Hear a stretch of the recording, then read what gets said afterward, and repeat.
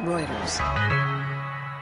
Technology is now shifting away from the PC and into a new wireless world where data flows through the air and where questions abound about who may have access to private data. The world we're entering is a personalized 1984, a world of multiple big brothers where we're able to spy on one another.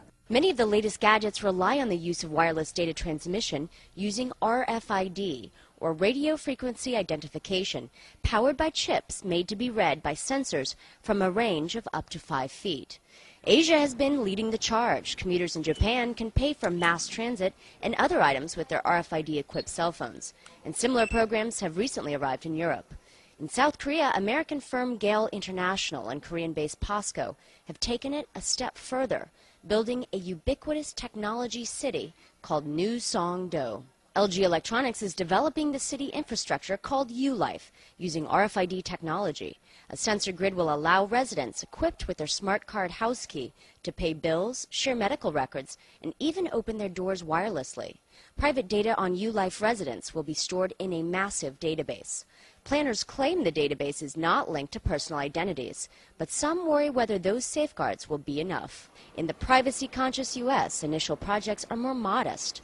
MasterCard and Citibank are now conducting PayPass trials in New York and Philadelphia, using an RFID card similar to systems in Asia and Europe.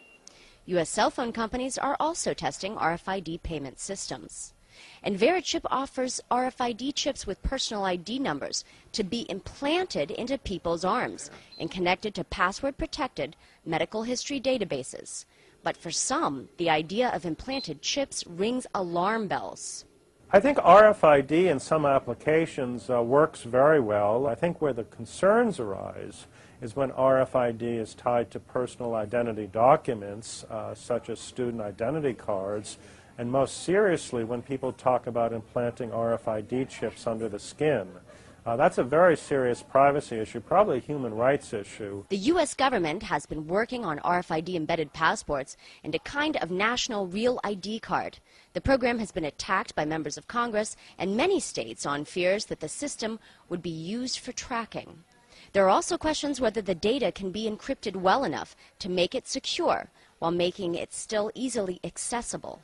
Some fear private parties might be able to skim RFID data and use it illegally. You could pass a wand over a room full of these passports and read people's passport numbers and travel information, trivially with absolute simplicity. So I think it's actually a very real concern and a very valid concern. Whether we will move towards a secure RFID infrastructure, it's always possible to encrypt information, but it's always possible also to defeat encryption. And so maybe it's just better not to have them at all. Ultimately, the use of new technology may remain to a certain degree a trade-off between convenience and security.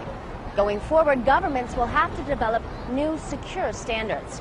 And consumers, of course, will have to evaluate their threshold for potential risks. For Reuters in New York, I'm Laura Wells.